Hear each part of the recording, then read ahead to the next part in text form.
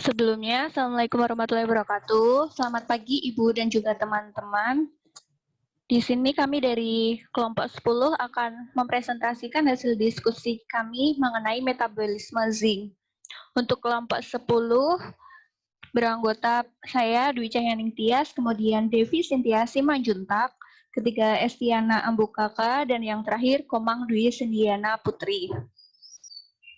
Untuk aspek pembahasan pada metabolisme zinc kali ini, yang pertama proses absorpsi zinc, yang kedua proses transportasi dan penyimpanan zinc, kemudian yang ketiga proses ekskresi zinc, dan yang terakhir yaitu proses regulasi zinc di dalam tubuh. Untuk pengantarnya, yang pertama metabolisme zinc. Zinc yang terikat plasma di dalam darah akan menuju hepar, dan kemudian akan berikatan dengan hepatic metallothioneins. Metallothioneins merupakan protein yang penting dalam regulasi zinc dan diekspresikan di hepar, intestinum, dan juga pankreas.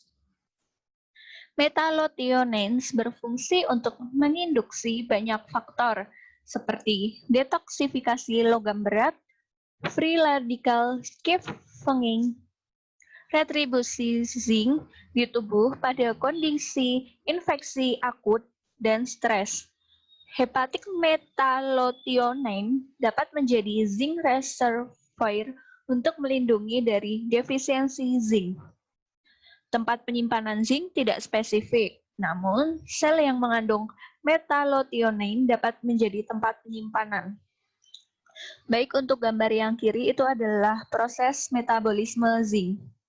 Kemudian selanjutnya proses absorpsi zinc. Absorpsi zinc terjadi di usus halus melalui dua cara, yaitu transport aktif dan juga transport pasif. Zinc yang terabsorpsi akan masuk ke peredaran darah, dan yang tidak terabsorpsi akan diekskresikan. Untuk proses absorpsi terjadi di small intestinal dengan melalui dua cara. Untuk yang pertama yaitu transport aktif. Bila konsentrasi di lumen intestinal tinggi, peningkatan efisiensi pada periode intake yang rendah. Untuk yang kedua yaitu transport pasif. Secara difus, pada periode intake yang rendah efektif bila konsentrasi zinc di lumen proporsional. Untuk yang selanjutnya, di dalam proses absorpsi zinc di usus halus itu dipengaruhi oleh efek suatu zat seperti vitamin dan lain-lain yang dapat berperan sebagai aktivator maupun inhibitor. Untuk yang pertama yaitu aktivator. Di sini yang dimaksud aktivator yaitu zat-zat yang dapat meningkatkan proses absorpsi zinc di dalam usus. Untuk zat-zatnya yang pertama picolinic acid, yaitu dia disekresi di pankreas. Kemudian ada vitamin B6 yang dapat meningkatkan sekresi picolinic acid. Dan yang terakhir ada citrate dan amino acid. Zat ini seperti glycine, histidine, lisin, cysteine, dan juga methionine. Untuk zat yang memiliki sifat berlawanan dengan aktivator, yaitu ada inhibitor. Nah, di sini inhibitor adalah zat-zat yang dapat menurunkan proses absorpsi zinc di dalam usus, jadi dapat menghambat penyerapan zinc. Untuk zat-zatnya, yang pertama ada pitik dan oxalic acid, kemudian ada tannins, fiber, selenium, besi, dan yang terakhir ada kalsium.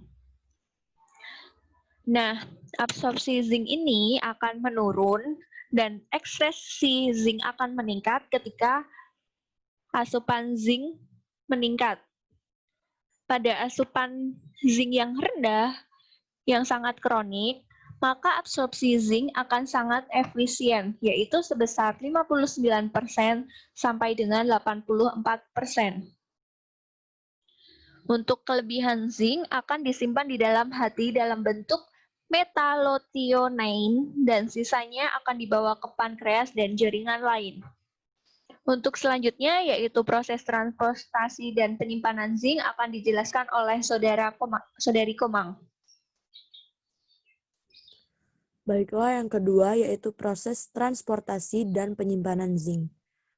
Proses transportasi zinc memerlukan dua alat transport, yaitu albumin sebagai alat transfer utama zinc. Albumin merupakan alat transfer utama zinc. Penyerapan zinc menurun bila nilai albumin darah menurun, misalnya dalam keadaan gizi kurang atau kehamilan. Lalu, transport transferin sebagian alat angkut transport zinc.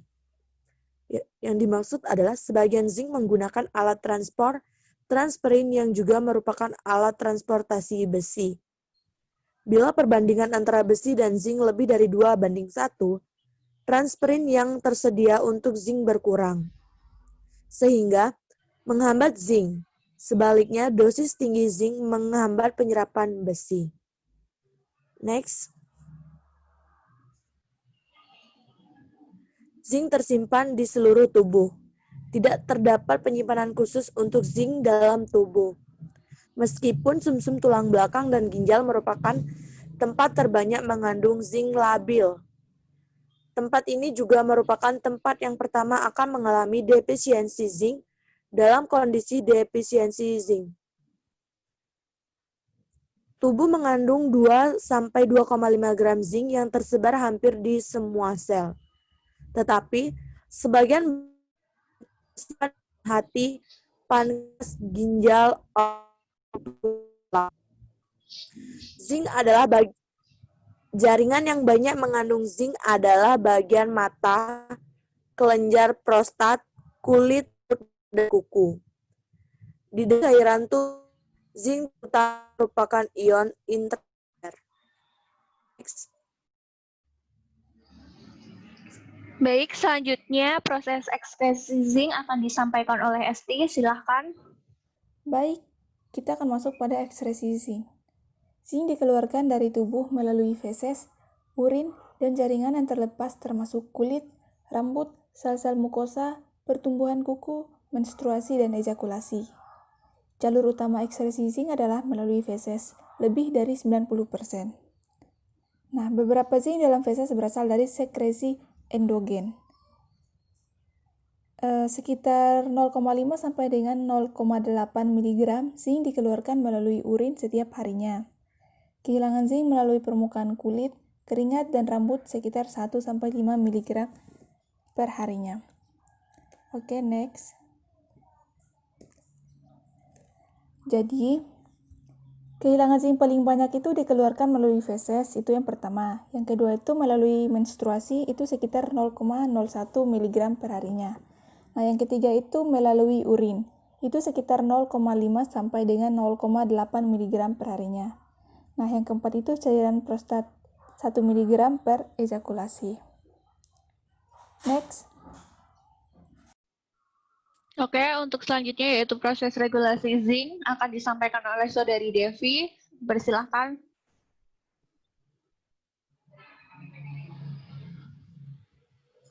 Proses regulasi zinc dalam tubuh.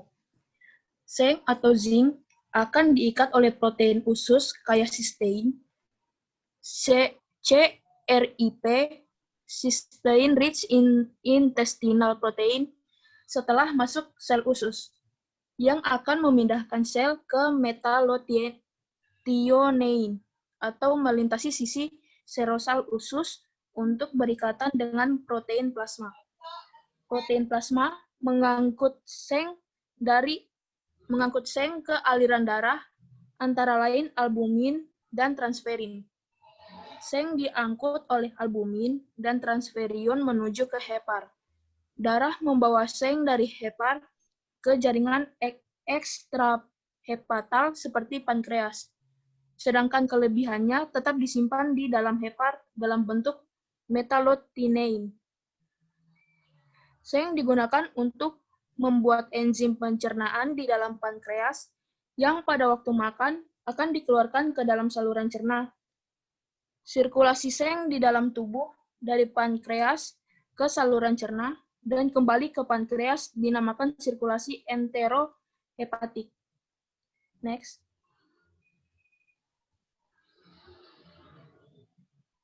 Diduga ada 4 transporter seng pada metabolisme tingkat seluler yang diberi nama ZNT1, ZNT2, ZNT3, dan ZNT4. ZNT1 diekspresikan di berbagai jaringan, termasuk usus, terutama pada permukaan basolateral, villi, duodenum, dan jejunum, ginjal, dan hepar. ZNT1 diketahui berfungsi untuk mentransport seng dari eritrosit ke sirkulasi darah.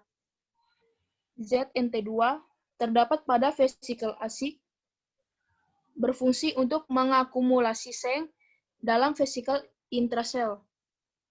ZNT2 banyak terekspresi pada usus, ginjal, dan testis. ZNT3 terbatas pada otak dan testis. ZNT4 banyak terdapat pada kelenjar payudara dan kemungkinan berhubungan dengan sekresi seng dalam usus. Next. Baik, cukup sekian presentasi dari kelompok 10, kurang lebihnya mohon maaf. Wassalamualaikum warahmatullahi wabarakatuh. Terima kasih.